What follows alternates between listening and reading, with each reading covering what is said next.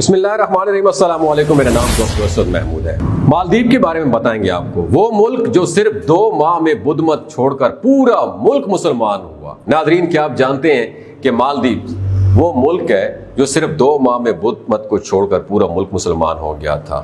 مالدیپ بحر ہند میں واقع ایک سیاحتی ملک ہے جو کہ 1192 چھوٹے چھوٹے جزیروں پر مشتمل ہے، جن میں صرف 200 جزیروں پر انسانی آبادی پائی جاتی ہے، اور مالدیپ کی 100% آبادی مسلمان ہے، جبکہ یہاں کی شہریت حاصل کرنے کے لیے مسلمان ہونا بھی بہت زیادہ ضروری ہے۔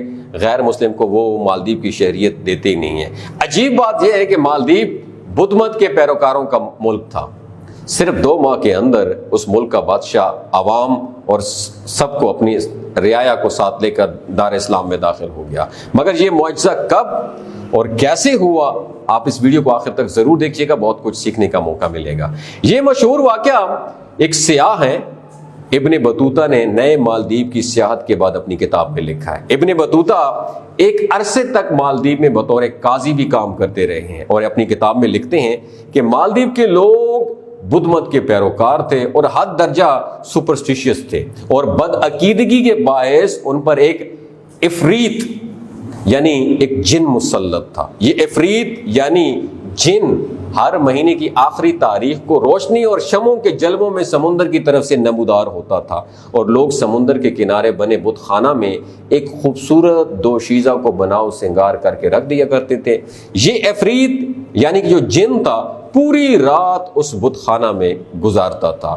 صبح کو وہ لڑکی مردہ پائی جاتی اور لوگ پھر اس کی لاش کو جلا دیتے تھے۔ عفریت یعنی جو جن تھا، جن کے لیے دوشیزہ کا انتخاب قراندازی کے ذریعے کیا جاتا تھا، اور اس بار قراندازی میں ایک بیوہ بڑھیا کی بیٹی کا نام نکل آیا، جس پر اس بڑھیا کا رو رو کر برا حال ہو چکا تھا۔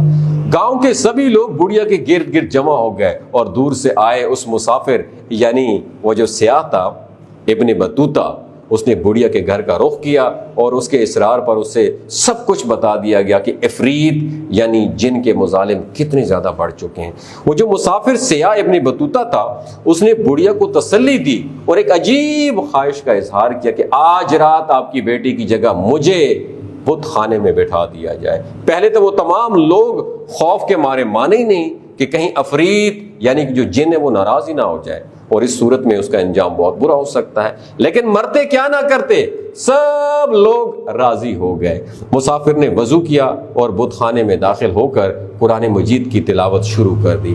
عفریت یعنی جو جن تھا وہ آیا اور کبھی بھی واپس نہ جانے کے لیے چلا گیا۔ لوگ صبح سویرے بت خانے کے باہر جمع ہو گئے تاکہ مردہ لاش جلائی جا سکے، لیکن مسافر وہ سیاح یعنی ابن بطوطہ کو زندہ دیکھ کر سب لوگ سکتے میں آ گئے۔ ناظرین، آپ سب لوگوں کو بتاتا چلوں کہ یہ مسافر سیاح مشہور مسلم دائی مبلغ اور سیاح جو تھا ابو البرکات بربری تھے۔ ابو البرکات بربری کی آمد اور عفریت یعنی جو جن، ان سے 2 ہاتھ کرنے کی خبر جنگل میں آگ کی طرح پھیل گئی۔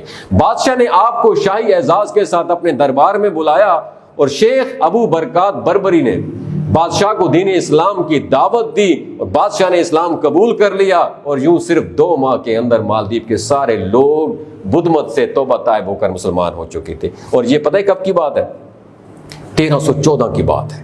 اس مبلغ اور دائی نے مالدیپ کو اپنا مسکن بنایا، لوگوں کو قرآن حدیث کی تعلیم دی، ہزاروں مسجدیں تعمیر کی، اور یہیں پر وفات پائی اور اسی مٹی میں دفن ہو گئے۔ کہنے کو تو ابو البرکات بربری ایک شخص تھے، لیکن تنہا ایک امت کا کام کر گئے۔ میرا یہ بیلیو ہے کہ آج بھی ان کو برابر اجر ضرور مل رہا ہوگا، آج بھی جنت ہی ان کے لیے اپنے راستے کھول کر بیٹھی ہوگی، کیونکہ انہوں نے سارے کے سارے علاقے پورے مالدیپ کو مسلمان کر دیا گیا۔ سبحان اللہ، سبحان اللہ۔